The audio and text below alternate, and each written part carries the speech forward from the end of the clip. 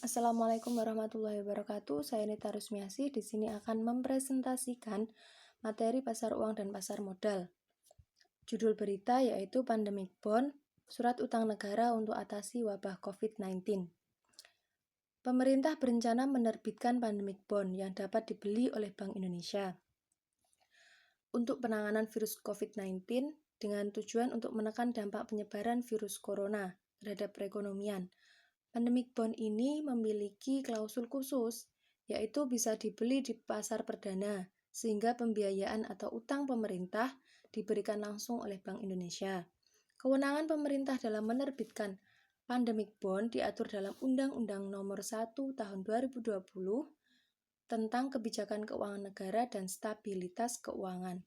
Dalam pasal 2 ayat 1 bagian F disebutkan bahwa dalam rangka pelaksanaan kebijakan keuangan negara, pemerintah berwenang untuk menerbitkan surat utang negara dan atau surat berharga syariah negara dengan tujuan tertentu dalam rangka penanganan virus COVID-19 untuk dapat dibeli oleh Bank Indonesia atau badan usaha milik negara, investor, koperasi, dan investor retail.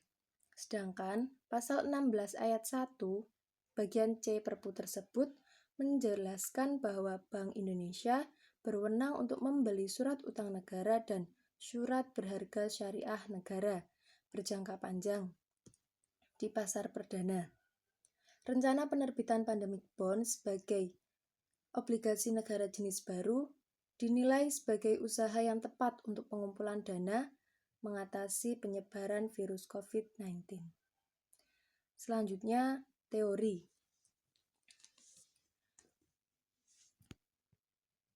Menurut Undang-Undang Nomor 24 Tahun 2002 membuka peluang bagi pemerintah untuk mengeluarkan surat utang negara, yaitu surat berharga yang berupa surat pengakuan utang dalam bentuk mata uang rupiah maupun mata uang asing,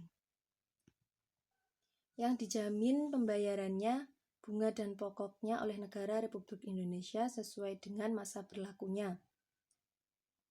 Surat utang negara diterbitkan dalam bentuk warkat atau tanpa warkat yang diperdagangkan atau tidak diperdagangkan di pasar sekunder, yaitu kegiatan perdagangan antar negara yang telah dijual di pasar perdana. Yang diperdagangkan di pasar sekunder yaitu surat utang negara yang diperjualbelikan di pasar sekunder, baik di dalam maupun di luar negeri. Perdagangan dapat dilakukan melalui bursa atau tidak melalui bursa atau biasa disebut over the counter atau OTC.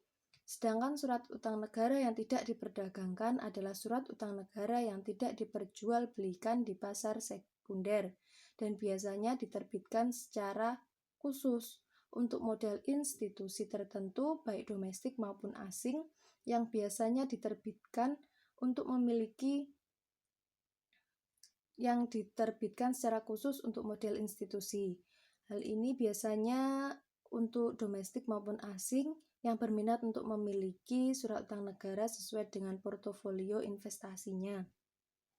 Selanjutnya, secara umum surat utang negara itu dibagi menjadi dua. Yang pertama, surat perbendaharaan negara atau SPN, yaitu surat utang negara berjangka waktu sampai dengan 12 bulan dengan pembayaran bunga secara diskonto. Yang kedua, ada obligasi negara, yaitu surat utang negara berjangka waktu lebih dari 12 bulan, baik dengan kupon atau tanpa kupon. Obligasi negara dengan kupon memiliki jadwal pembayaran yang periodik, 3 bulan atau 6 bulan. Sedangkan obligasi negara yang tanpa kupon yaitu tidak memiliki jadwal pembayaran. Dijual pada harga diskon dan pokoknya akan dilunasi pada saat jatuh tempo. Berdasarkan tingkat kuponnya, obligasi negara dibagi menjadi dua, yaitu obligasi berbunga tetap dan obligasi berbunga mengambang. Kalau obligasi berbunga tetap yaitu obligasi dengan tingkat bunga tetap setiap periodenya. Kalau obligasi berbunga mengambang yaitu obligasi dengan tingkat bunga mengambang yang ditentukan berdasarkan surat acuan seperti tingkat bunga SBI, Sertifikat Bank Indonesia. Selanjutnya, tujuan dari diterbitkannya surat utang negara. Yang pertama, untuk membiayai defisit APBN. Yang kedua, menutup kekurangan kas jangka pendek akibat ketidaksesuaian antara arus kas penerimaan dan pengeluaran dari rekening kas negara dalam 1 tahun anggaran. Yang ketiga, mengelola portofolio utang negara. Selanjutnya, teori versus berita. Berita di atas sudah dijelaskan bahwa dengan adanya wabah COVID-19 membuat perekonomian Indonesia menjadi melemah, sehingga pemerintah Indonesia memberikan inisiatif untuk mengeluarkan atau menerbitkan surat utang negara, yaitu untuk menerbitkan pandemic bond. Dengan diterbitkannya pandemic bond diharapkan mampu mengatasi permasalahan perekonomian yang ada. Sedangkan dalam teori dijelaskan bahwa tujuan untuk penerbitan surat utang negara ada 3. Yang pertama, untuk membiayai defisit APBN. Yang kedua, menutup kekurangan kas jangka pendek akibat ketidaksesuaian antara kas pemasukan dan pengeluaran kas negara dalam satu periode tertentu. Ketiga, mengelola portofolio utang negara. Sehingga berdasarkan berita dan teori memiliki kesamaan, yaitu dalam menerbitkan surat utang negara untuk mengatasi permasalahan yang ada sama dengan tujuan dari surat utang negara yang diterbitkan untuk mengatasi defisit APBN. Sehingga berita dan teori memiliki kesinambungan atau kesamaan. Selanjutnya, dalam berita juga dijelaskan bahwa ada klausul khusus, yaitu Bank Indonesia dapat memiliki surat utang negara itu di pasar perdana. Berarti di sini juga sama dengan teori, yaitu teori menjelaskan bahwa surat utang negara ada yang diperdagangkan di pasar perdana dan ada yang tidak diperdagangkan di pasar perdana.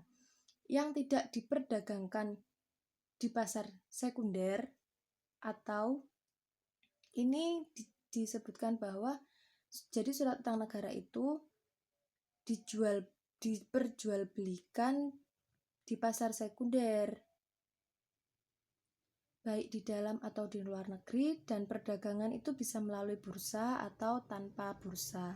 Sedangkan kalau surat utang negara yang tidak melalui pasar sekunder, biasa disebut pasar perdana, yaitu khusus untuk institusi tertentu.